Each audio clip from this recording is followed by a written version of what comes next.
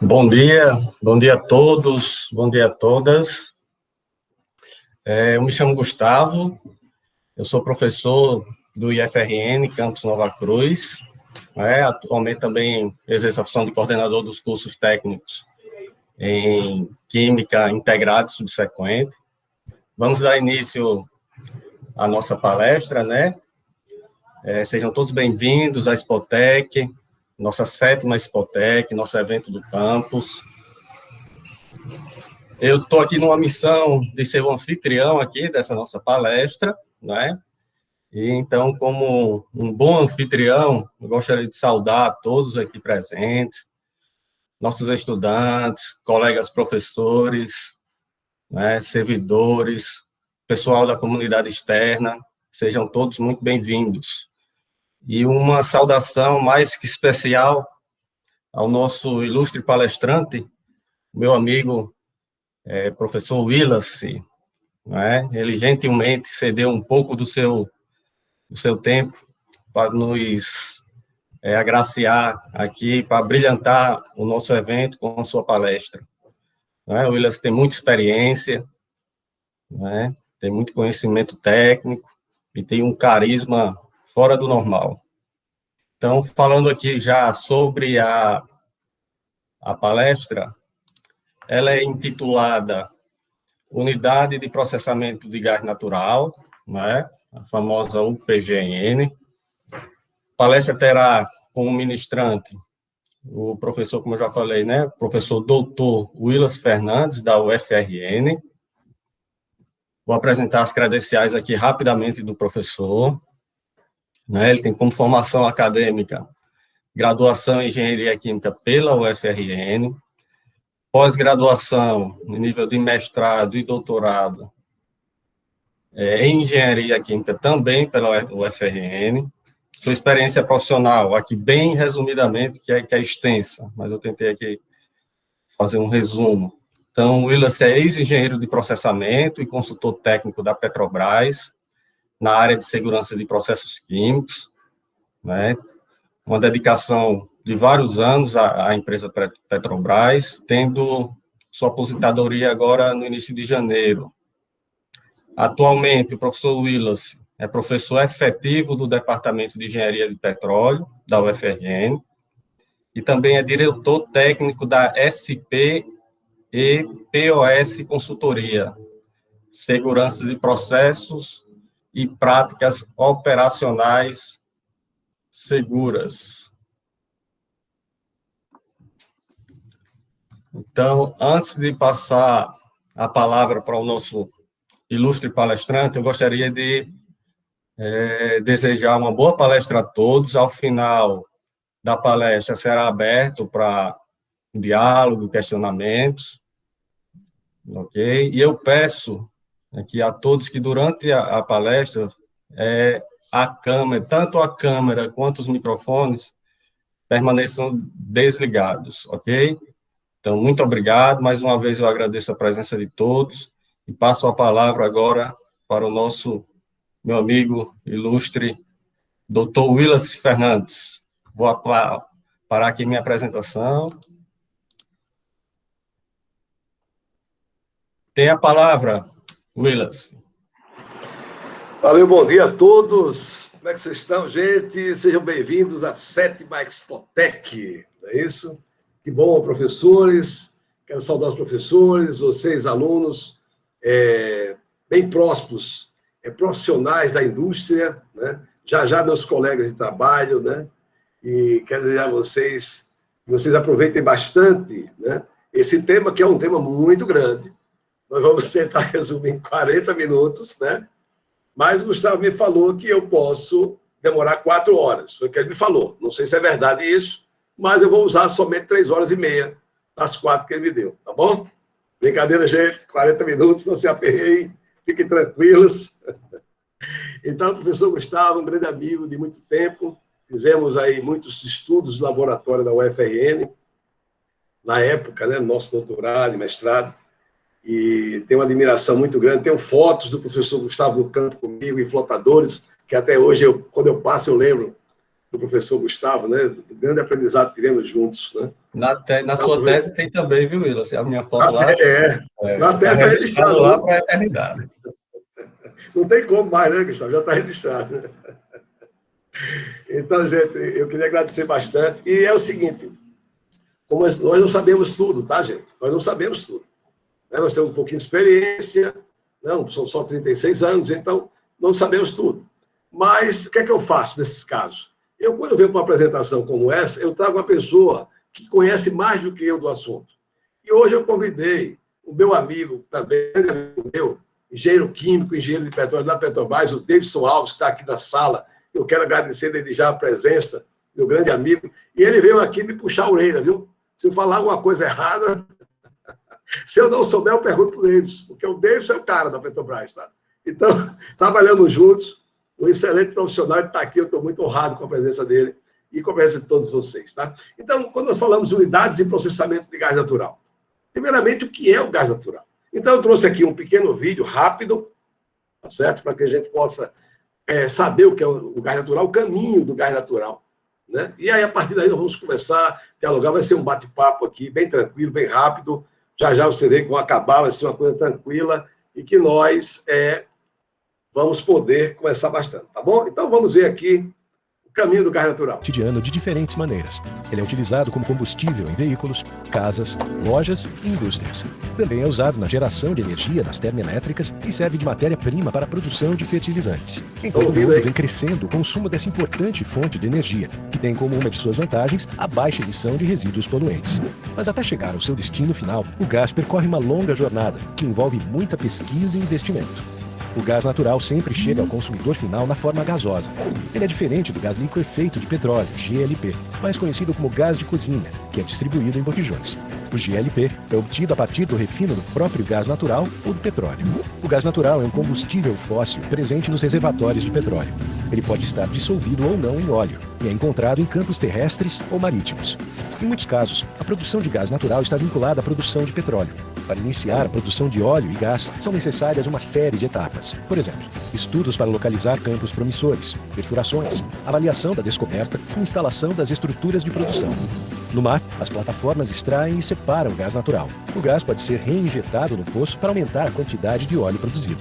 Também pode ser utilizado para a geração de energia na plataforma, mas a maior parte segue para as unidades de processamento. Nas unidades, o gás é convertido em matérias-primas para diferentes tipos de indústria e é tratado para ser comercializado. Além da produção nacional, também recebemos o gás da Bolívia por meio de gasodutos e o gás natural liquefeito, importado de outros países por meio de navios especiais. Ao ser submetido a uma temperatura de menos 162 graus Celsius, o gás natural se torna líquido, o que diminui seu volume em 600 vezes. Ao chegar ao Brasil em navios, o gás é regaseificado em nossos terminais. O gás natural processado em nossas unidades e importado de outros países é transportado até as distribuidoras locais. A distribuidora fornece o gás para sua rede de distribuição, que inclui comércio, casas, indústrias, postos e termoelétricas. É dessa forma que o cliente final recebe o gás natural residencial, o gás natural veicular e o gás natural industrial. Da pesquisa à distribuição, nós participamos de todas as etapas, sempre pensando em levar o melhor produto até você.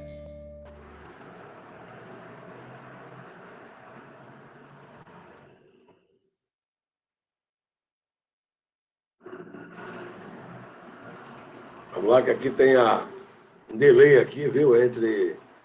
Um problema entre o computador e a cadeira, mas ele está resolvendo aqui já, tá? Vamos lá para a gente começar. Vocês virem minha tela aí, por favor. Professor Gustavo, me ajuda aí, tá vendo a minha tela? Sim, Willis. Estamos. Beleza? Beleza. Show de bola. Então vamos lá, unidades de processamento de gás natural, já vimos o gás natural, o caminho dele, né? Já vimos como ele sai do poço, passa pelas unidades de processamento, segue para o consumidor, nós vimos o gás natural veicular, vimos o gás natural da indústria, gás residual, GLP, que é o gás envasado, que está na nossa casa, o GLP é o gás de cozinha, tá certo? Então nós vamos entender o que é que a unidade de processamento de gás natural contribui para isso. Como é que ela contribui para isso? Tá? Então é importante que nós entendamos que a produção de gás natural, já vimos, né? E aí, gás natural é todo hidrocarboneto que permanece gasoso, né? Então, lá no reservatório produz gás natural, pode ser na forma líquida, mas quando ele chega na superfície, ele já é gás natural, e aí nós vamos entender daqui a pouco como é que eu separo esse gás natural. Mas eu posso dizer que o gás natural é uma mistura complexa de hidrocarbonetos, que são muito comuns na composição. Nós vamos ver daqui a pouco metano, etano, propano, entre outros, tá? E aí, o que acontece é que nós precisamos processar esse gás natural. Mas por que eu preciso processar o gás natural se o gás é produzido junto com o petróleo, com a água? E qual é a finalidade de processar? Né? Processar ou melhorar os rendimentos ou otimizar a produção. Porque, entendam, o petróleo, ele não vem limpo, maravilhoso, como gás, como a gasolina que você coloca num carro ou o gás veicular. Né? O petróleo vem muito cheio de contaminantes e, graças a Deus, isso nos dá trabalho. Tá? E, por nos dar trabalho, dá emprego para muita gente. Então, o petróleo tem muito problema, muitos problemas. Tá? E tratar o gás natural é um desses problemas, ou que eu considero, eu não gosto de usar muito a palavra problema, eu posso usar a palavra desafio. Nós temos muitos desafios na indústria, porque o petróleo, olha só, gás natural, a composição dele básica é essa. Eu tenho metano, etano, propano, butano. Né? Você está vendo aí a simbologia mais utilizada, a estrutura molecular. Essa que nós temos mais, conhecemos mais do gás natural. Mas eu posso dizer que o gás natural ele é produzido de duas formas principais. Uma nós chamamos de gás associado, quando ele vem junto com o petróleo. Então, hidrocarbonetos leves, vamos chamar de hidrocarbonetos leves, hidrocarbonetos pesados. Vamos dizer que hidrocarbonetos leves é o gás, né, que consegue sair para a atmosfera e ser dispersado na atmosfera. O pesado seria a parte líquida. Né? E aí, essa parte líquida também tem a ver com a maior riqueza do gás natural, que vamos ver daqui a pouco. Ou então eu tenho um gás que é produzido somente do poço, só ele sem petróleo. Ele é livre do óleo. Tá? E esse gás nós chamamos de gás não associado. Não associado a quem? Não associado ao petróleo. Tá? Então, esse gás tem uma menor riqueza. O que é riqueza? Você vai falar riqueza é dinheiro, claro. Né? Todo mundo sabe que riqueza é dinheiro. Ó, riqueza de tempo, riqueza de família, riqueza de qualidade de vida, mas riqueza também nós estamos associando com dinheiro. Né? É importante entender isso. Então, quando eu tenho hidrocarbonetos mais ricos, eu produzo mais e ganho mais na indústria do petróleo. Quando eu tenho hidrocarbonetos mais leves, eu produzo menos riqueza, teoricamente, mas também nos dá muito dinheiro. E também eu tenho uma menor produção de produtos de maior valor agregado. Seria um produto de maior valor agregado? Aquele produto que está na sua casa hoje que custa mais de R$100. O gás de cozinha, por exemplo. Esse é um produto de maior valor agregado. Então, o que é que nós temos a ver com isso? Né? Nós processamos o gás. Primeiramente, o gás vem úmido. O gás vem úmido, não sai só diretamente do reservatório, vem diretamente para a minha casa, no gás de cozinha. É assim? Não, não é assim. Ele vem úmido. Eu preciso secar esse gás, eu preciso tratar esse gás. E o gás que vai para a venda, ele é um gás seco. Tá? E a composição dele maior é o C1, C2, que é o metano e etano. Ele também tem menor valor energético e menor valor de mercado. Como assim? Quer dizer que o gás veicular tem menor valor de mercado? O gás vai para a indústria também? Sim. Se esse gás for transformado em gás de cozinha, o valor agregado é muito maior. Então, mas ele tem uma grande utilidade. Né? O gás natural veicular, o GNV, as indústrias, as termoelétricas, as residências. Vocês sabiam que dentro da Amazônia, lá na Amazônia, perto ali no Maranhão, entrando para a grande região maravilhosa da Amazônia, nós temos termoelétricas movidas a gás que injetam energia elétrica na rede nacional de distribuição. Como assim? O gás natural não é só para produzir gás de cozinha, gás veicular? Não. Existem unidades de processamento de gás natural dentro da floresta amazônica. Né? Dentro da floresta amazônica, e lá eles processam gás natural não para vender como gás de cozinha, mas para utilizar em termoelétricas que irão gerar energia para todo o país. E são muitas, e cada vez mais estão aumentando. Então, nós podemos dizer que a composição do gás natural, se vimos aqui, o gás associado ele tem uma quantidade menor dos componentes mais leves. Quem são os componentes mais leves? Eu posso considerar metano e etano, essencialmente. E os componentes mais pesados, propano, entre outros, hexano. Aqui vai ter a gasolina natural, vai ter o gás de cozinha. Mas, o que é que eu tenho que dizer para vocês? Esses componentes mais pesados, aqui, propano mais pesados, são aqueles que compõem o nosso gás de cozinha, nosso GLP. Isso é interessante porque o que acontece é que a riqueza do gás natural, como nós sabemos, nós podemos dizer que um gás é rico quando ele tem maiores teores de propano e mais pesados. propano, butano, pentano, hexano, componentes do gás natural. Então, se a riqueza for média, ele está entre 6% e 8%. Mas se ele for pobre, ele é menor que 6%. Isso vai definir a riqueza do gás, se eu tenho que colocar, se eu posso projetar uma planta de processamento de gás natural. Então, a riqueza do gás é um dos fatores principais para isso. Eu tenho que saber, primeiramente, o gás que eu tenho, se eu posso tratar esse gás, a riqueza dele e o destino, quem vai consumir meu gás natural. E isso é interessante, porque, olha só, nesse quadro nós vemos o seguinte: a riqueza do gás natural, que é do propano e mais pesados, por esse setinho está para baixo. Você observa que no gás associado, que é aquele gás associado com o petróleo, a quantidade de metano e etano é alta. Não é isso? Olha assim, o gás é baixa, aliás, e o gás associado é alta. E o gás associado, a quantidade de riqueza é maior. Então, observe que eu também tenho lá no final um gás chamado processado. O que é o gás processado? É o nosso gás veicular. Então, o gás veicular, o gás que vai para as indústrias, é chamado também, em muitos locais, de gás processado. Então, o que nós observamos é exatamente isso. Olha a quantidade de gás associado, não associado e processado, com o teor de gases leves. Como é que eu consigo separar isso? Como é que eu consigo processar isso? É interessante saber que os nossos contaminantes que estão no gás natural são necessários para que o gás seja produzido, mas eu tenho que retirá-los, porque eu não vou poder mandar para a casa das pessoas, por exemplo, um H2S, que é um gás sulfídrico, que se chegar na casa das pessoas, as pessoas podem morrer. Apesar de que, vocês não sabem, mas nós colocamos um componente de enxofre, chamado etilmercaptan, ele é colocado dentro do gás de cozinha. Tá? Ele é colocado para poder ter aquele cheirinho maravilhoso que nós temos aí quando abrimos o gás. Né? Vazou o gás, você sente aquele cheirinho e fala, nossa, o que é isso? Está vazando gás. Então, é propositalmente colocado no gás um etilmercaptanas, que vai ser, vamos ver mais lá na frente, na parte de armazenamento do gás de cozinha, e esse gás é colocado exatamente propositalmente dentro do gás natural, para que ele, ao vazar, ele tenha um sinal de perigo. Porque imagina se colocássemos no gás natural perfume francês. Se colocássemos no gás natural perfume francês, vazou cheirinho na casa de perfume francês. O que aconteceria? Íamos ter muitos acidentes. Por aí que todo mundo ia querer sair da balada no sábado, ia lá no gás, botar um pouquinho do perfume francês e ia para a balada. É por isso que tem que ser um cheirinho desagradável, para poder alertar o problema que é o gás natural. Então, olha só que interessante. Né? Nós vamos falar aqui de processamento primário do gás natural. Mas, professor, o que é que tem a ver o processamento primário com o processamento do gás natural? São iguais? Não, não necessariamente. Entenda primeiramente, o processamento do gás natural, o primário do gás natural, é a separação primeira do gás.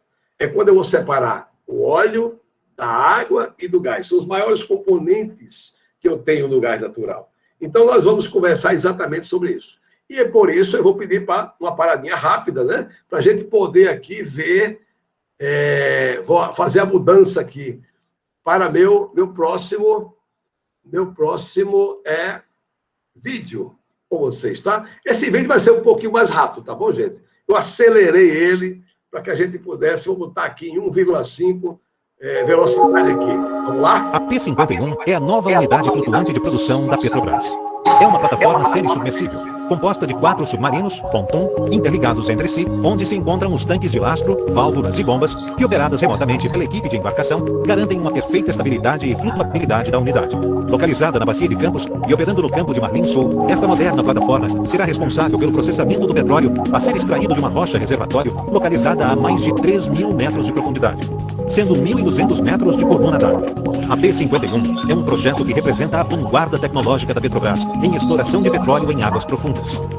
Desde a elevação do óleo à superfície, até a retirada da água e do gás contidos no petróleo, a plataforma está pronta para operar com total segurança, de maneira autossuficiente e eficaz, com um processo ecologicamente correto garantido. O petróleo extraído do poço da P-51 é elevado do solo marinho até a superfície por tubulações especiais chamadas de risers, construídas para resistir às pressões exercidas pela imensa coluna d'água.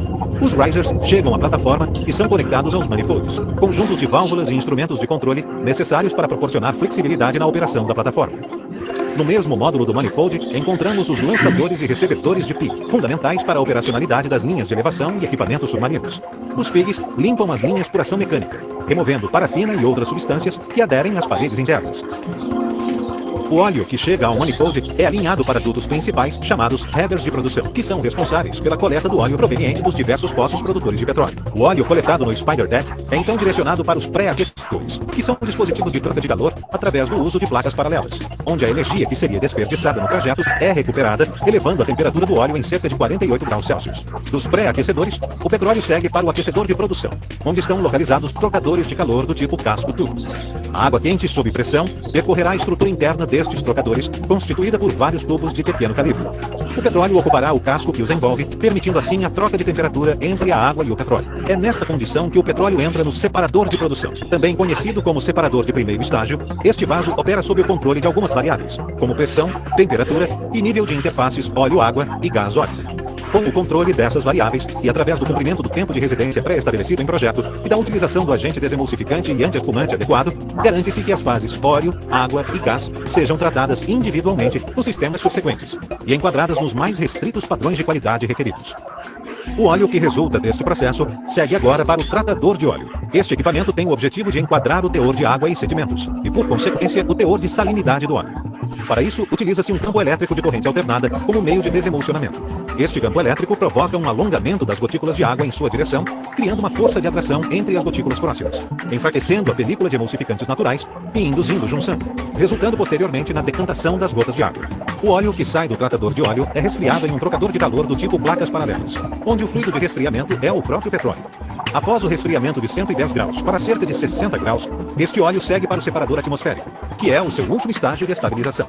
Após esta separação, o óleo é enviado para a estação de bombeamento, onde será fornecida energia suficiente para escoamento do petróleo produzido. Para isso, a P51 conta com a estação de medição e exportação simultânea para P38, FPSO Marlin Sul e PRA1. Voltando até o separador de produção, é possível acompanhar também os estágios de tratamento do gás, que precisa ser comprimido e desidratado para ser utilizado. Após sair do separador de produção, o gás carrega uma quantidade de líquido que precisa ser retirada antes de chegar ao compressor. O local dessa separação é o vaso chamado de safety gas, que possui a capacidade de operar com 6 milhões de metros cúbicos dia de gás e separar até 90 metros cúbicos dia de líquidos. Este vaso minimiza a possibilidade de arraste de líquido para os compressores, evitando danos. O compressor, por sua vez, é uma máquina operatriz, ou seja, precisa de aporte de energia para funcionar. Cada um dos estágios de compressão é composto de um resfriador de gás e um vaso para separação do condensado, formado após a compressão e resfriamento do gás, sendo este condensado recuperado e enviado novamente para os separadores de produção. O gás do último estágio de compressão, após o resfriamento, segue para a torre de desidratação do gás, conhecida como torre de TEG. Trata-se de uma torre de absorção de água, utilizando-se o TEG, trietilenoglicol, como fluido de absorção. Esta operação é maximizada pela redução da temperatura e aumento da pressão. Todo o sistema de controle da torre foi projetado de forma que o gás efluente da torre de TEG esteja suficientemente desidratado. Ao sair da torre de TEG, o gás está pronto para ser exportado ou para ser consumido internamente, seja como gás combustível ou como gás leite. A água que sai do separador de produção... Pronto, então nós vimos aqui, vamos voltar à apresentação, nós vimos aí o que acontece dentro de uma separação, o processamento primário que acontece na plataforma, ainda não é a unidade de processamento de gás, né? Porque nós estamos falando ainda do sistema que... vamos ver aqui, minha tela não apareceu, não? Deu um bugzinho aqui, mas vai voltar. Pronto, chegou. Agora, vamos lá, gente. Então nós vimos na separação que acontece isso. Nós estamos falando do processamento primário de petróleo. É exatamente aquela produção que nós vimos agora nessa plataforma. Chega a produção, eu separo água pela parte inferior, óleo pela parte inferior do separador trifásico, e pela parte superior eu separo o gás. Nós vamos olhar efetivamente para a parte do gás. Vocês observaram que ele disse lá, olha lá, essa instalação aqui, o gás sai pelo tubo, vai para a unidade de trietilenoglicol, ele vai desidratar o gás, ele vai dessulfurizar o gás, ou seja, o gás ele está contaminado com produtos que não podem seguir para o processamento em unidades de processamento de gás natural. Então, vamos entender duas coisas, diferenciar duas coisas. Processamento primário do petróleo é diferente de unidade de processamento de gás natural. Porque o processamento primário de petróleo é a primeira separação que eu tenho do gás por cima do separador, o líquido, que é a água, e o óleo. Então, esse gás, eles são transportados por dutos, né? eles têm aqui as pressões, né, condicionantes variáveis de pressão. E nós vimos também lá que ele tem sistemas de limpeza dos dutos, né? E aí eu começo a colocar alguns esquemáticos, não se assustem, tá certo? É natural isso, porque quando nós trabalhamos com unidade de processamento, essas caixinhas aí, que vão nos dar a ideia do fluxo do petróleo. Como é que é o fluxo do petróleo? Olha, sai do poço, vai para um coletor de condensado, separa, né? A parte leve vai para a depuração. Vamos olhar para essa parte leve, a parte superior desse desenho aqui. Então, nós vemos que ele vai depurar, veja aquele separador, separei lá a água, o gás da água, do líquido, do condensado, né? Ele vai para um processo de dessulfurização, que é a retirada do enxofre do gás, retorna para um processo de desidratação, que é a retirada da água, do gás, e aí ele segue para refrigeração, para processamento e para venda, em alguns casos de unidades de processamento. Essa estrutura aqui, ela está em plataformas marítimas, como ela está em unidades terrestres de produção. Então, o vapor d'água também passa por unidades, como nós vimos aquela que ele falou, olha, esse vapor d'água aqui, que está no gás, ele vai ser tratado com trietileno glicol. O que é que nós colocamos aqui? Ó? Solução de trietileno glicol, o TEG. Mas por que eu tenho que tirar água? Porque a baixa temperatura, com gás, a água provoca o que nós chamamos de hidratos. Hidrato, aqui na nossa linguagem popular, o gelo. É o nosso gelo que está lá congelado. Então, esse gelo pode provocar obstrução nos dutos e também nas unidades, em torres, em vasos, em equipamentos de unidade de processo. Então, é necessário que eu retire esse gás. Mas também é necessário que eu retire os ácidos. Mas o gás tem ácidos dentro? Tem. Nós temos CO2, nós temos H2S, entre outros componentes que tem no gás, que precisam ser removidos para que o gás possa seguir para a unidade de processamento de gás natural. E aí, para que nós possamos entender a preocupação que nós temos com o gás natural, porque o gás natural, ele, ao chegar à atmosfera, se ele for dissipado para a atmosfera, ele pode entrar no processo de autoignição a 470 graus. Tá? E aí, interessante, porque você pode passar pelo gás e falar, olha, o gás, ele é inodor, é incolor, eu não vejo o gás, eu não sinto o cheiro. Mas lá em casa tem cheiro, mas lembre-se, é o etil mercaptans que está aqui colocado, né? Mas o gás, ele não tem cheiro. Se ele não estiver contaminado, ele não tem cheiro. E é necessário colocarmos um componente que é colocado também no gás veicular, que é colocado também no gás das indústrias, para poder atentar as pessoas para a questão da segurança operacional. Então, na unidade de processamento natural, né, uma UPGN, né, eu tenho uma chegada do gás natural, olha aqui do lado esquerdo, a relação do gás natural com seus contaminantes, tem o processamento primário, que nós vimos naquele separador da plataforma. Aqui o gás vai ser dessulfurizado, ou seja, vai ser removido o H2S, ele vai ser desidratado, ou seja, vai ser removido a umidade, ou seja, a água do gás natural. Além disso, alguns outros componentes são processados e ele vai ser colocado como gás processado. Esse gás processado é o gás veicular, é o gás industrial, entre outros gases. Também é produzido o líquido do gás natural. Mas o que é o líquido do gás natural? O líquido do gás natural é a soma do gás de cozinha, que nós chamamos como GLP, que basicamente é composto de propano e butano, e da gasolina natural. Olha a gasolina natural, C5+, que é a gasolina, né? O pentano mais pesados formam a gasolina natural. E a pergunta é, mas essa gasolina natural, eu posso colocar no meu carro lá e sair andando no carro tranquilamente? Não, não pode. Ele tem baixo poder de octanagem. O que significa isso? Que se você botar no seu carro, o seu carro vai sambar, vai pular, feito uma dança aí, né, de ré. Você vai ficar tipo, o carro vai ficar pulando, literalmente, e não vai conseguir andar normalmente, porque ele necessita colocar aditivos dentro para que ele possa cumprir o seu papel principal. Então, nós vamos começar agora, e vai ser muito rápido, já estamos perto de terminar, de unidade de processamento de gás natural. Nós precisávamos chegar até aqui. Aqui algumas fotos para você ver que coisa maravilhosa essa unidade, né? Unidades fantásticas, com milhares de equipamentos, vários quilômetros de tubulações dentro dela, entre outras coisas. E aí nós podemos trabalhar nas unidades de processamento com o gás natural ou condensado do gás natural. São duas oportunidades que nós temos, tá? De trabalhar com eles e, a partir daí, gerar um produto. Nesse caso, a unidade de processamento aqui recebeu o gás natural e o líquido do gás natural, o LGN, e ela vai processar no seu interior, através de seus equipamentos e sistemas, e produzir o gás leve, que é o C1, C2, metano e etano, lembram? e o gás pesado, que é o propano e mais pesados na sua composição. Então, para que nós possamos entender o que faz a unidade de processamento de gás natural, na verdade, a maioria delas recupera 100% do butano e 90%, 95% do propano e 80% do etano que vem na sua corrente inicial. Mas como é que eu sei o tipo de unidade para cada situação?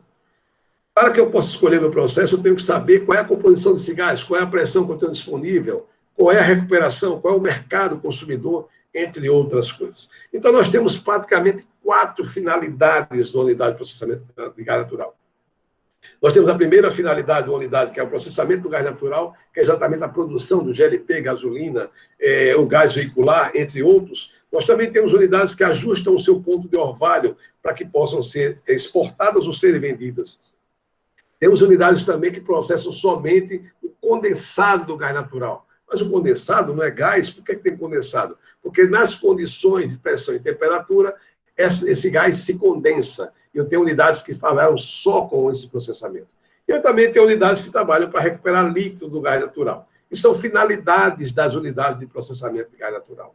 Mas, com foco especificamente nas UPGNs, nós vamos entender que o objetivo da UPGN é especificar o gás natural para venda. Isso está de acordo com as portarias da ANP, né, que são extensas, a gente não vai comentar aqui agora, ou ainda para separar os componentes do gás natural em produtos que eu vou utilizar ou ainda incorporar em valor agregado de outros produtos. Então, a unidade de processamento natural, como é que nós estamos vendo aqui, né, entre outras, essa aqui é a unidade que nós temos aqui no estado, a unidade de processamento de gás natural, que são 3 unidades em Guamaré, né, que podem ser visitadas e tudo mais. E aí, quando eu falo, como eu começo a colocar, instalar, processar uma unidade dessa? Eu tenho que fazer o estudo de viabilidade técnica e econômica. Eu tenho que ver os custos operacionais de equipamentos, as recuperações, a quantidade do gás, de onde vem esse gás, porque ele pode ser misturado, e para isso eu precisaria especificar, trabalhar, colocar equipamentos diferentes, e ainda as utilidades, como água, gás, entre outros. Mas para que a gente possa entender o que acontece dentro da unidade, é interessante entendermos, por exemplo, o que acontece em uma refinaria de petróleo. O processo de destilação, que é muito utilizado, tem um processo de absorção, tem um processo de tube expander, entre outros processos. Mas nós vamos ver aqui um videozinho muito rápido também sobre o que acontece dentro de uma torre de petróleo. E a partir daí nós vamos mostrar o que acontece dentro da unidade de processamento do gás natural. Então vejamos aqui, voltando aqui para a nossa apresentação de vídeos, né? Então eu vou aqui colocar o que acontece em uma refinaria.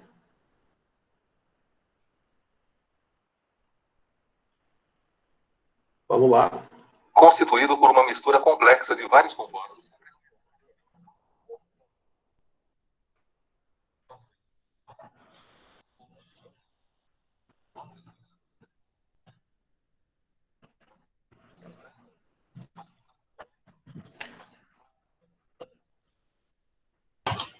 Willis, Oi?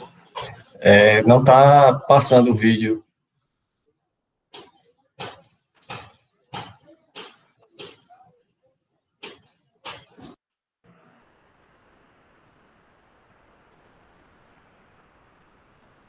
Vamos voltar aqui, Gustavo. É um problema entre o computador e a cadeira, mas vai ser resolvido agora, tá?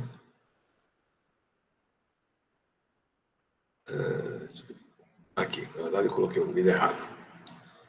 Veja agora, por favor. Composição, um pouco de óleo, que precisa ser separado da água. O líquido a uma temperatura de Agora 110 sim. graus. Não, mas agora... Agora não. Agora não. Hoje sim. Agora não. Eu fui para o vídeo errado. Eu quero esse aqui. Mas vamos lá, a gente chega lá. É bom que nós estamos assim com o tempo a favor, aí ajuda muito, né? Vamos lá, agora vai. Vamos ver se agora vai. Escute aí. Para a geração de energia elétrica. Foi? Outra aplicação do petróleo é como fonte de matérias-primas, ou seja, de substâncias reagentes para a preparação de novos produtos, tais como plásticos, tintas, detergentes, fibras têxteis e medicamentos. Seja para ser usado como combustível ou como matéria-prima, o petróleo bruto, aquele que sai do poço, deve passar por uma separação de seus componentes que é feita numa refinaria.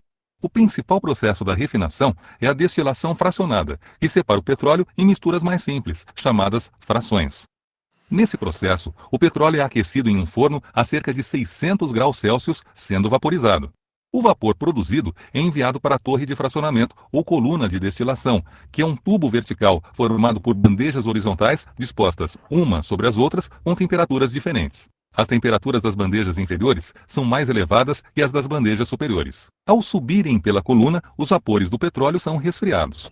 Quando uma fração desses vapores atinge uma bandeja com temperatura menor do que sua temperatura de ebulição, ocorre a condensação dos vapores e o líquido resultante é retirado da coluna. Os vapores restantes, que têm pontos de ebulição mais baixos que a temperatura da bandeja, borbulham no líquido e passam para a bandeja superior, onde o mesmo processo se repete e outra fração é condensada e retirada.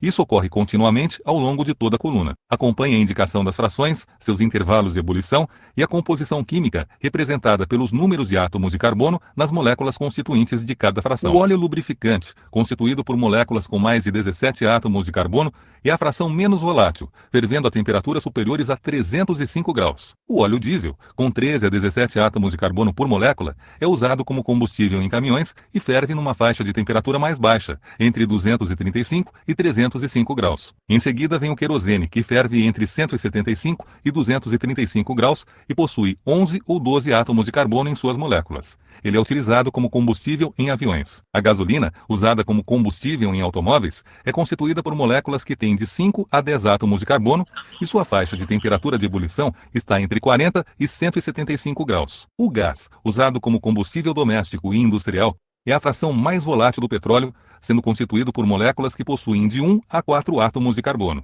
O resíduo da destilação é usado para a fabricação de asfalto, que pavimenta ruas e estradas. Ele é constituído por moléculas com mais de 38 átomos de carbono e ferve a temperaturas superiores a 510 graus. Pronto, então nós vimos aí, né, como funciona uma unidade, né, internamente, uma unidade de destilação de petróleo, né, isso é importante a gente entender isso. E nós vamos continuando aqui para que nós possamos associar com o nosso sistema de processamento. Tá? Então, nós temos praticamente 4 tipos de unidades operando hoje no Brasil. Né? São unidades de processamentos de gás natural que trabalham sobre que processos? O processo de refrigeração simples, processo de Joule-Thomson, processo de absorção refrigerada e o Tubing-Spand. Esses 4 processos principais das unidades de processamento de gás natural. Por isso que é importante a gente entender o que acontece em torres de processamento, como aquela da refinaria do nosso vídeo que nós vimos agora. No vídeo, nós observamos que o GLP, que é o gás de cozinha, né, ele é a fase mais leve do petróleo líquido, mas ele é a fase mais pesada do gás natural. Há uma diferença somente ali naquela composição. Mas para que a gente possa entender o que ocorre dentro daquelas torres de processamento de uma unidade de processamento de gás natural. Então, as etapas que nós temos, desdatação, desfluidização, compressão, essas etapas estão dentro do processamento primário. E a absorção e refrigeração, nós vamos observar dentro daquela unidade que nós temos dentro de uma OPGN em si. Então, nós temos várias alternativas. Essa alternativa é a alternativa de especificação de ponto de orvalho. Né? Eu tenho o gás que chega, eu tenho o processamento da unidade, recuperação de gás natural, e eu separo em gás processado, que é o gás veicular, né? O gás que nós temos para as indústrias, composto de nitrogênio, são contaminantes, CO2, metano e etano, e o LGN, que é aquele gás que é transformado uma parte em gás de cozinha, uma parte em gasolina natural. Nós temos também unidades que separam, né? Já fazem a separação. Eles separam já o gás de cozinha, já a gasolina natural e o gás processado. Cada unidade tem a sua forma de processar e cada unidade tem produtos diferentes na sua saída. Então, por exemplo, Guamaré, as unidades de Guamaré trabalham dessa forma que nós estamos aqui nas alternativas B. Nós temos unidades também que especificam o gás, né, naturalmente o gás processado, mas colocam o etano dentro do GLP. Isso é um outro tipo de unidade, quer dizer, outra configuração de processamento. E isso aqui tudo tem a ver com pressão, temperatura, estrutura de torres, como nós vimos agora. Outras unidades, como essa unidade de tubo-expansão, a temperatura criogênica, gente, menos 100 graus. Vocês já imaginaram trabalhar num local em que a pressão é elevadíssima, mais de 100 bar, mais de 100 atmosfera, e temperaturas muito abaixo de 100 graus? Muito lá, mais que os polos da vida aí, que a gente tem lá, né? pinguim, aquelas coisas todas lá, nem, aqui é menos 100 graus. Né? Então, nessas unidades, eu consigo trazer o etano para a forma líquida. Olha que coisa interessante. Né? E aqui eu produzo também o gás de cozinha e produzo a gasolina natural. E aí, para vocês terem a unidade, os componentes, eu não vou passar isso aqui, que é muita coisa, muito equipamento, mas olha quantos sistemas nós temos dentro de uma UPGN.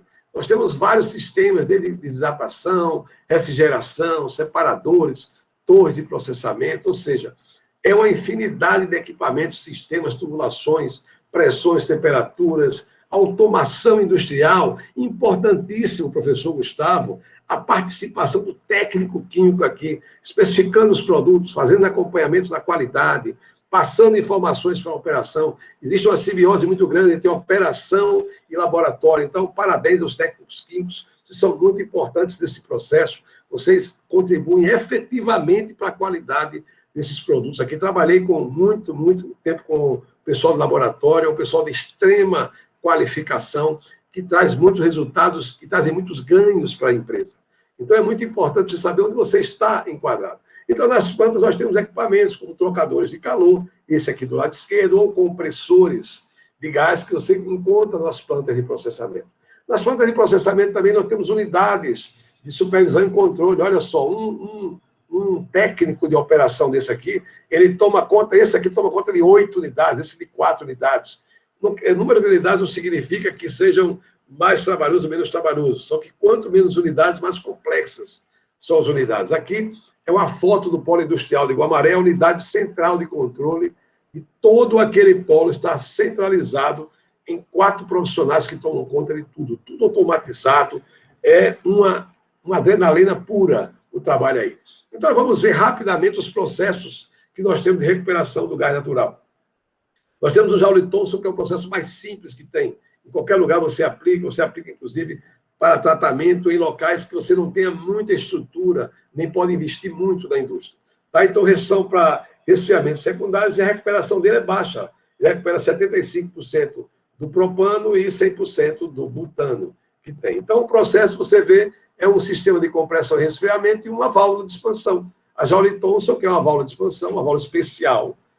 Né? Ao expandir, você condensa grande parte do gás e o gás separado, uma parte separada desse vaso e a parte das frações pesadas são enviadas para uma nova etapa da refinaria. Tá?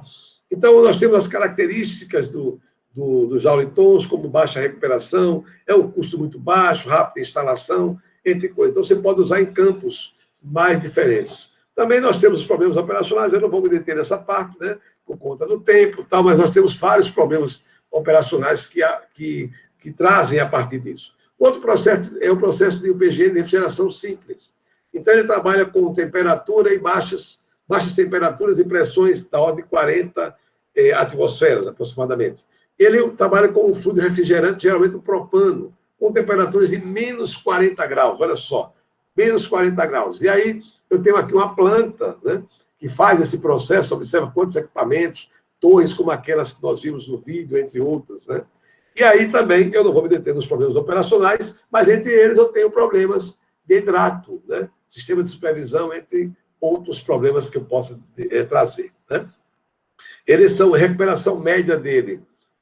Ele já recupera o etano, 50%, o propano 90%, 95% e o butano mais de 100%. Esse é o esquemático da absorção refrigerada, mas geralmente ela tem 4 torres a 5 torres, como aquelas que nós vimos no vídeo, né? Um processo de separação, para poder fazer todo o seu processo até a desbutanização. Observe que aqui, entre o gás natural, ele passa por uma torre, por 2, por 3. Na última torre, chamada de desbutanizadora, eu tenho no topo dela, eu tenho gás de cozinha e na base eu tenho a gasolina natural. Então, esse é um dos processos também que nós temos na absorção refrigerada. E aí nós vimos claramente que aí ele tem um sistema mais simples também da absorção refrigerada. Tem altas recuperações, né? Ele usa um solvente chamado água-raiz, óleo de absorção, né? Entre outras coisas. Problemas operacionais existentes também, hidrato, né? Sempre temperatura muito baixa, eu tenho um problema de hidrato na sua composição. Eu tenho agora os outros processos que têm uma recuperação muito alta. Por exemplo, o processo Tube Expander, um processo criogênico, onde eu tenho recuperação de C2, né, do etano muito alta, E aí nós podemos observar que quando o meu processo trabalha num equipamento muito especial, um equipamento que trabalha a milhares de rotações por segundo. É uma coisa impressionante a rotação desse equipamento. De um lado, ele recebe o tubo expansor, que vai fazer a expansão, a queda da temperatura, e a energia do tubo expansor movimenta do outro lado um compressor. É recuperação de energia pura dentro da unidade. Então, de um lado, eu faço a condensação do gás natural, do outro lado, a energia de condensação gera um tubo que vai efetivar um compressor para elevar a pressão aqui. Nesse caso, ele elevou de 4.000 para 5.000 kPa. Tá? Então, o que acontece no tubo expansor? Olha só, um tubo expander parado e um tubo expansor funcionando, né? Então, a temperatura é tão baixa que se houver o isolamento térmico não for muito bom, ele congela tudo ao seu redor, né? É um equipamento fabuloso, caríssimo, de grande utilidade em uma unidade de processamento de gás natural. E aí a recuperação do líquido nós ocorremos, né, nos tubos expandores, olha ele aqui em cima representado nesse sistema, nesse fluxogramazinho, né? E aí eu tenho as características dele, né? Eu tenho até etano líquido, produzir etano líquido e altíssima eficiência, que eu tenho problemas operacionais. Nós temos também parada do turbo, né, hidrato, que acontece muito. Então, eu produzi. Agora, onde é que eu estoco os produtos de um PGN? Né? É interessante, olha só o laboratório chegando aí, pessoal, os técnicos químicos, olha só. Então, quando eu vou especificar o GLP, eu tenho que estar de olho na pressão de vapor riding, é o PVR, o famoso PVR, que são utilizados lá. Eu faço o temperismo, que é a quantidade de pesados no gás de cozinha, porque eu não posso mandar qualquer produto para a casa do cliente, no caso dos consumidores brasileiros. Eu tenho que saber se todo o produto vai vaporizar. Então, todo produto, não sei se vocês sabem disso, mas 95% de todo produto que está num gás, no botijão de gás, ele tem que ser evaporado a 2 graus. 2 graus. Em Mossoró é impossível chegar a 2 graus, né? Em Mossoró, no máximo, você vai chegar a 40 graus. Né? Você não vai ter nada no botijão. Então, é para realmente acontecer isso. E um dos testes que nós fazemos é o teste da pera, né, que é muito utilizado, né? Eu não vou falar aqui, porque vocês, técnicos químicos, vão me dar uma aula depois sobre a parte de realização de teste. O teste do PVR, né? Vocês vão falar para o professor Gustavo, quero essa aula para mim depois, professor.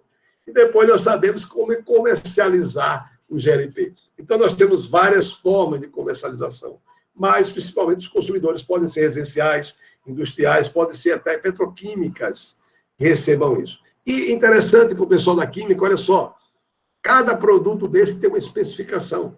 Né? Eu estou propondo comercial, eu tenho especificação de pressão, de resíduo, de butano, de enxofre e todos os outros componentes. E cada um tem um método. Por isso que é tão interessante o método dos laboratórios serem aplicados, porque são exigidos para a comercialização.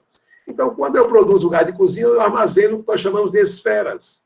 Esferas são a melhor forma de armazenamento para alta pressão, porque eu não tenho cantos vivos que podem romper. Então, a esfera não existe cantos vivos, né? Para que eu possa comprometer o meu processo. Então, o armazenamento pode ser também em cilindros, né? E podem ser transportados por dutos, né? Ou por unidades específicas e até caminhões. Tá? No caso da gasolina natural é diferente. Eu tenho uma pressão de vapor riding também, né? E aí a pressão tem que ser no máximo meio a 0,7 quilos, né? A 38 graus, porque senão você poderia explodir os carros, né, quando colocasse a gasolina. Então, olha só a participação do laboratório. Importantíssima na especificação. E aí, por outro, nós estamos vendo que, como eu armazeno a gasolina? Eu armazeno a gasolina diferentemente do como armazeno o gás de cozinha, porque a gasolina é líquida.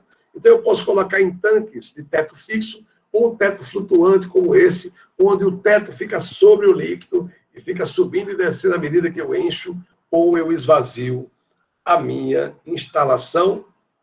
E é isso aí, professor Gustavo. Acho que cumpri meu tempo, não sei se eu passei. Tentei chegar aqui ao máximo do tempo. Agradecer a todos aí a participação. Estou à disposição para alguma pergunta, se tem tempo ainda. Obrigado, Wilas. Cumpriu aqui, arrisca o tempo, né? Agradecemos a brilhante palestra do professor Wilas, muito didática, muito esclarecedora. Eu tenho certeza que os alunos de todas as nossas modalidades de ensino, tanto os alunos de integrado, citados aí pelo Willis, né, os alunos de nível médio, do integrado subsequente, e também os alunos do superior, do nosso curso tecnólogo. Então, foi uma aula, não é, sobre gás natural, do poço à nossa casa. Não é? Então, agora, eu abro ao pessoal que queira fazer algum tipo de questionamento. Tem uma função aqui no Meet que facilita muito, que é levantar a mão. Então, se possível, quem tiver algum questionamento, curiosidade, pode levantar a mão e fazer a nossa interação aqui com o professor Willis. Eu já vi aqui que tem professor de Gerson com a mão levantada. Pode ficar à vontade, viu, professor de Gerson? Ok. Obrigado aí pela oportunidade. Professor Willis, eu estou apresentando, liguei a câmera aqui para ver se você recorda de mim. Eu estava terminando, você ainda estava lá pela universidade, mas eu me recordo um pouco de você. Professor, é o seguinte, eu gostei bastante da sua palestra, bastante esclarecedora, principalmente para quem é da área, né? Nos dá uma visão bem aprimorada, né? E de forma resumida, né? Sobre o que é o processamento de gás natural. É conhecido, né, e divulgado na mídia, né, que o Brasil é um dos grandes produtores de gás natural, com reservas aí bastante, vamos dizer assim, promissora para o futuro, né? E nós temos campos como o de petróleo do Amazonas, né, que diz que é um dos maiores produtores de gás natural. Não sei se a informação está bem correta, né? Mas, de um modo geral, é correto que o Brasil é um grande produtor de gás natural. E nós vemos hoje, muda-se de governo, e cada um que faz sua perspectiva, sua projeção sobre o futuro do petróleo no Brasil, né? Um desses futuros, que vem há bastante tempo incomodando a sociedade brasileira, são esses derivados, né? Gasolina, o óleo diesel, etc. Mas vamos falar daquele que você mais detalhou, que é o gás natural, né? Nós temos no Brasil, né, uma questão que é bastante discursiva, né? É sobre esses aumentos que tem de preço do gás no Brasil, né? Sendo um grande produtor, o que levaria tanto, né, ao Brasil, a sociedade brasileira, pagar tão caro por esse derivado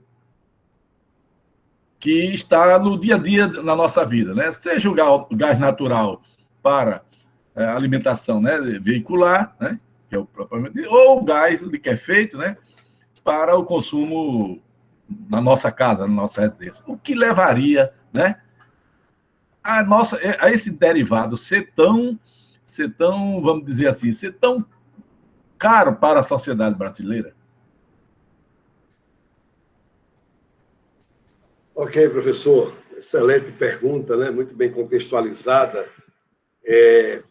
Isso tem muito a ver com a geopolítica mundial, né? E não é muito a minha praia, a questão da geopolítica, mas como participante e trabalhando na indústria por 36 anos, nós observamos muitas coisas, né? Primeiramente, é interessante entender quando a pessoa diz o seguinte: uma empresa como a Petrobras ganha muito dinheiro com a gasolina. É interessante, vocês sabem, vamos supor que a gasolina custe R$5 hoje. A Petrobras, ela faz a prospecção, ela investe em campos bilionários. Como vocês viram lá, ela contrata navios caríssimos, navios que são milhões de dólares por dia. E ela faz a prospecção. O que é a prospecção? É você entrar no mato fechado, tentando encontrar uma agulha nesse mato fechado. Então, a prospecção é isso. Eu entrei no mato e vou achar uma agulha aqui. Eu ouvi falar que aqui tem agulha. Eu vou entrar aqui e achar, dentro de uma floresta amazônica, eu vou achar uma agulha. Isso é a prospecção. Então, quando a Petrobras ela entra lá, eu estou falando Petrobras porque é uma grande operadora. Quando ela entra nesse processo, que ela começa a pesquisar, a furar, ela não tem certeza de nada. Ela sabe que tem algumas características que podem ter, mas ela investe milhões nisso. A partir daí, depois que ela faz isso, ela leva anos.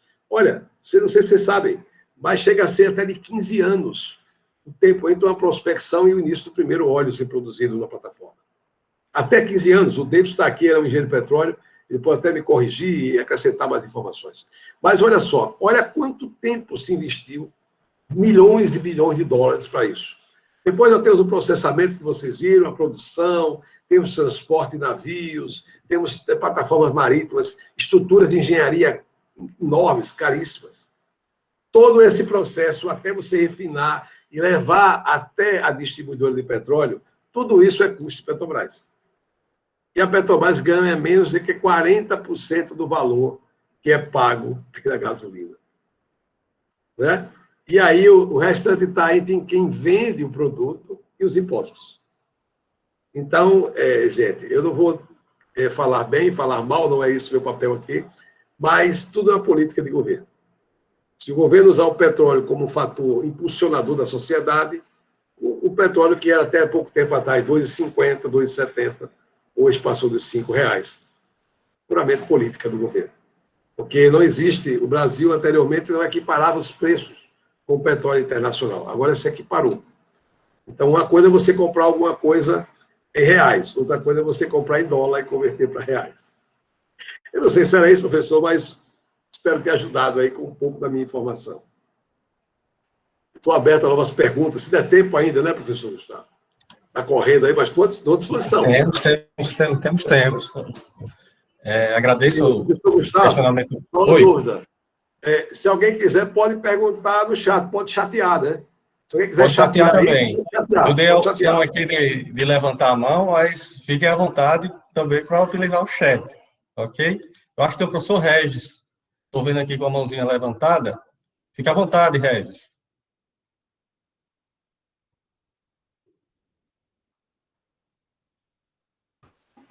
De Gerson, Gustavo.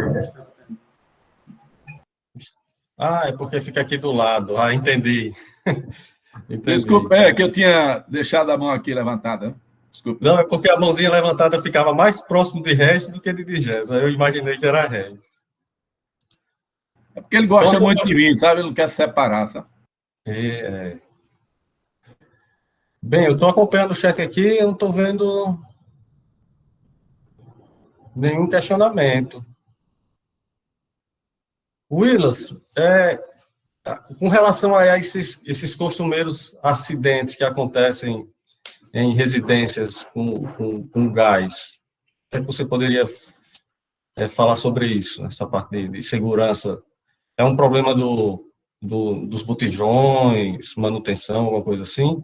Poderia esclarecer isso para a gente? Essa é uma característica interessante. Geralmente, os botijões, não. Os botijões, eles são inspecionados.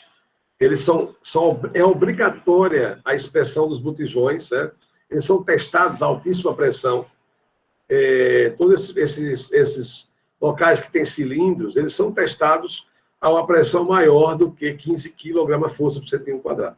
Então, esse é o comum. Pode haver de alguém utilizar, né, em casa, esquecer uma torneira aberta lá do fogão, né? E vazou gás. E aí o que acontece, nós sabemos que o gás natural, o gás veicular, o gás de cozinha, ele é mais pesado do que o ar. Então a tendência, quando ele vaza, ele vai para a parte inferior, né? Ele vai lá para o chão, né? E muitas vezes acontece a pessoa riscar um fósforo, jogar no chão, ali não apaga, e acontece o acidente, tá? Então isso acontece comumente, né? Em termos de controle, há um controle muito severo dos órgãos governamentais sobre os equipamentos. Na verdade, o que acontece é isso. Agora, existem também aqueles acidentes que acontecem com o gás veicular. O que é isso? A pessoa pega o gás veicular, que a pressão é elevadíssima, é da ordem de 60 até 100 atmosfera, e ele não quer gastar o kit do gás. Essa é a realidade. Aí ele pega o botijão de gás, que não é para isso, que não suporta uma grande pressão, e ele coloca lá no carro e mete o gás veicular dentro. E aí acontecem os acidentes, as explosões, morte de pessoas que fizeram isso, tá? Então, realmente desconhecimento do risco que a população tem acerca disso, tá certo? É desconhecimento do risco. Ok? Então, a maior parte dos acidentes são ou vazamentos. A pessoa vazou em casa, saiu. Quando ela chega em casa, que ela liga a energia, né, liga lá a luz da casa, há um centelhamento, existe gás, com toda a atmosfera explosiva já está preparada, e aí, pum, já foi embora a explosão, né, já aconteceu. Por isso que a maioria dos acidentes são relativos a isso. Certo? Não sei se foi bom a resposta. Tem um comentário aqui de Misael. Eu quero saber se essa palestra fica salva, pois cheguei atrasado e quero rever toda com mais calma. Misael, a palestra, ela sim está sendo gravada, certo? E depois eu vou disponibilizar nas mídias do campus, minha mídia pessoal, para vocês terem acesso a ela na íntegra. Andresa, gostaria de saber se existe algum curso de especialização voltado para essa área de processamento de gás natural. Existem universidades que trabalham. Na verdade, engenheiro químico, nós vemos isso durante o curso, né, Gustavo? Aí você é da área, a gente vê essa questão, especificamente. Especificamente na parte de segurança de processo, algumas universidades já fazem hoje especialização na área, mas são poucas universidades que trabalham isso. Na nossa, eu vou fazer o merchan aqui, né? A nossa empresa, né, que nós sou diretor técnico, a segurança de processos e práticas operacionais seguras, nós fazemos trabalho nessa área também, para as indústrias, né? Para fazer a parte de análise de risco, análise de sistemas de processamento de uma indústria química. Ok? Mais alguma coisa aí, doutor Gustavo? Chegou aqui no meu WhatsApp uma pergunta de um aluno que ele está presente. É o Aguinaldo Júnior. Fique à vontade, Aguinaldo, para interagir aqui. Beleza, Aguinaldo. Obrigado pela pergunta.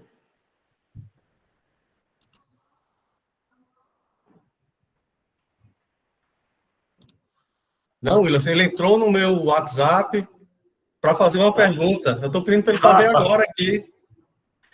Mas eu quero agradecer aí a Andressa, que fez, o Misael, certo? Que interagiram, a Adriele, a Andressa e tal, pronto, mais uma vez, né? Que chatearam aqui, né? E também tiveram outros que chatearam aqui e tal, né? O Regis, a Kaline, o Guilherme, o Cleanto. Muita gente chateou aqui, queria agradecer aí a participação de todos. Pronto, eu acho que ele está, não sei, envergonhado, talvez. Então, Eu copiei aqui, ele botou aqui no chat aqui, ó. Com o aumento dos preços do gás natural e o alto investimento que é ocorrido para o processo de produção e também não ser um gás renovável, seria interessante o investimento no biogás como uma fonte renovável? Só me repete quem foi que perguntou, porque eu não... Aguinaldo. Aguinaldo, sua pergunta... Aguinaldo é nosso aluno do superior, tecnólogo em processos químicos. Aguinaldo, todas as fontes renováveis são bem-vindas no investimento, tá? Todas as fontes renováveis. Você trouxe um questionamento muito interessante, muito complexo, né? E desde já, muito boa sua pergunta, né? Como as outras também foram muito boas. Mas o que acontece aí vermos realmente como a coisa acontece, né? Porque toda oportunidade de geração de energia deve ser bem olhada, certo? A energia eólica, a energia do biogás, entre outras energias, nós temos o biodiesel, né? Entre outras energias que nós temos aí. Nós não podemos, enquanto pesquisadores, enquanto um país que necessita tão grande como o país, né? Um país continental como o Brasil, nós não podemos esquecer uma energia como o biogás, tá certo? Então, foi muito boa essa pergunta. Acredito que sim, entendendo que, em termos de volume hoje, de volumes, né? Ainda o petróleo é que consegue atender a sociedade como um todo. Mas isso não significa que a matriz energética não possa mudar ou não vá ser acrescida de outros componentes. Nós já estamos vendo aí energia eólica, né, participando, energia solar, né, entre as energias participando. Então, vamos ter. Na verdade, eu queria contar uma coisa interessante, Gustavo. Quando eu fazia o mestrado, lá nos anos de 1900, alguma coisa, aí eu estava lendo material na biblioteca e peguei um livro que já tinha uns 30 anos, mais ou menos. Me falava do gás natural, isso. Esse livro devia ser de 1950. 1950, 60, no máximo, gente, no máximo. E o autor dizia, o gás natural só tem mais 70 anos. Depois disso, não existirá mais gás natural. Então, nós estamos em 2020, né? Já devia ter acabado agora. Não acabou. Então, nós temos que ainda existe muita coisa para ser prospectada aí, tá certo? Tem muita coisa ainda. Mas a sua pergunta é muito boa, a sua colocação muito importante.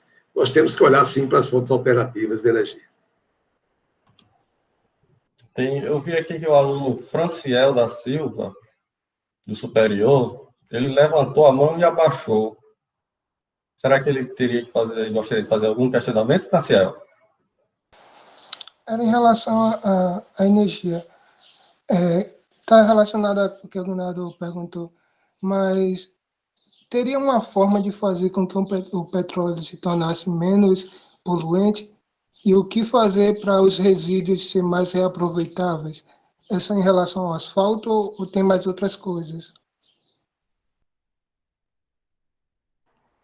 Marcel, muito boa a sua pergunta. Olha que pergunta complexa. Você quer me deixar aqui numa saia justa, Franciel?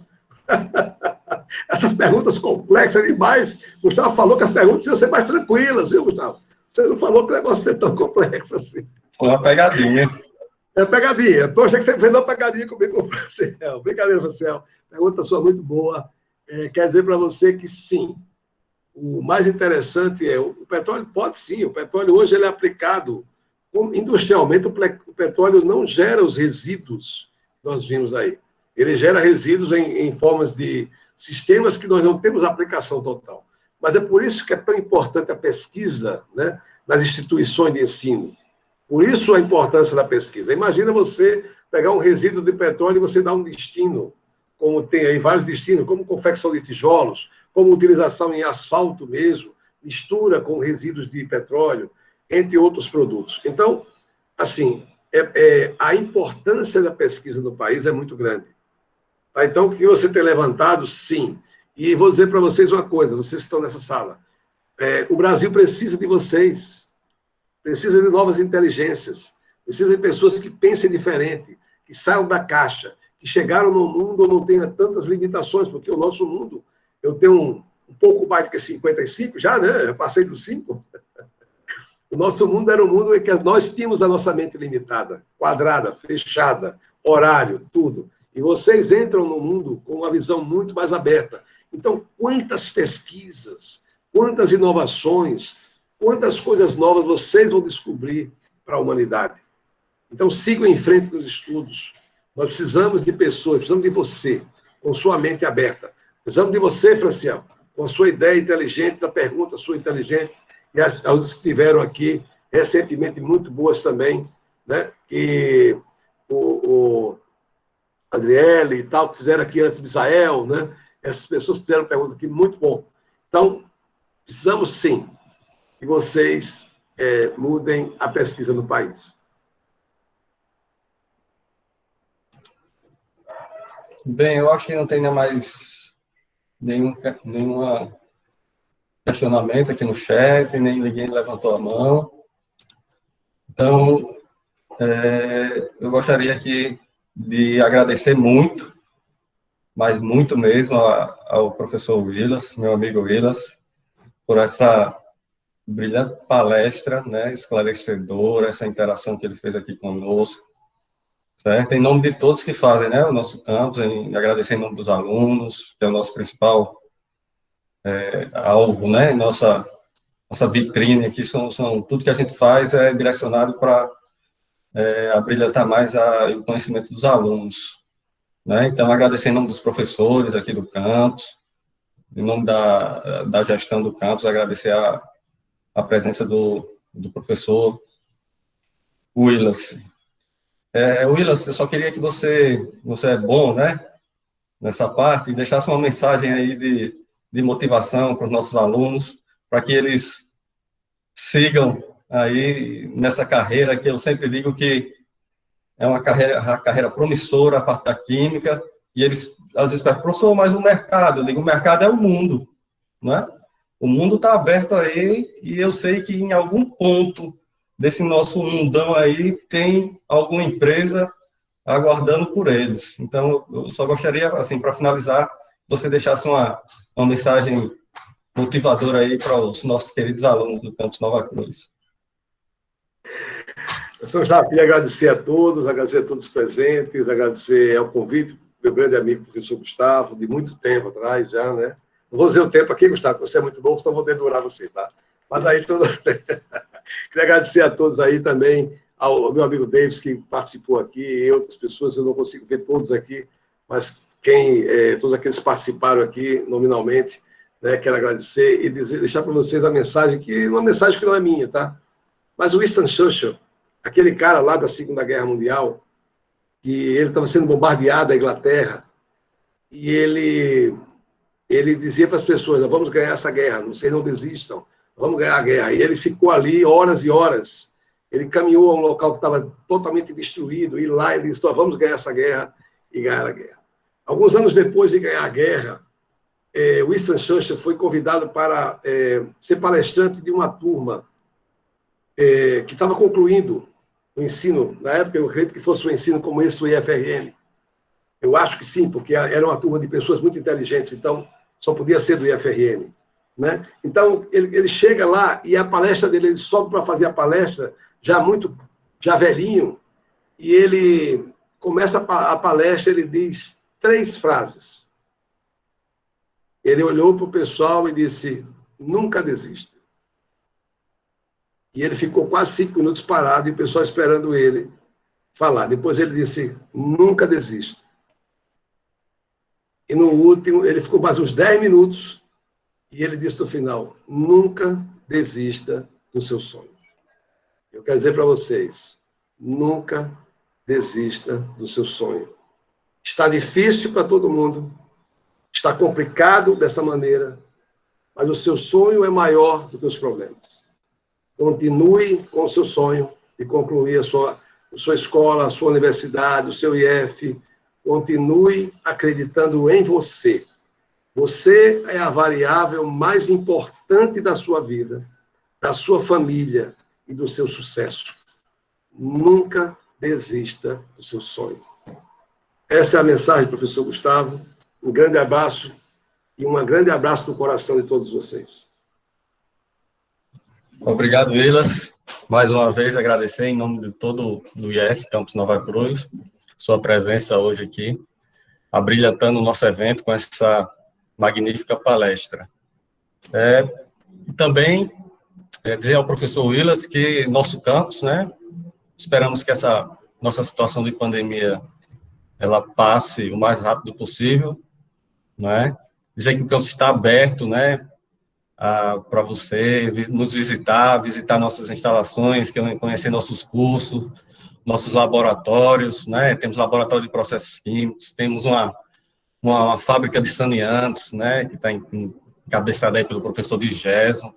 Então, vamos marcar de você lá nos visitar no nosso campus, conhecer nossas instalações. Ok?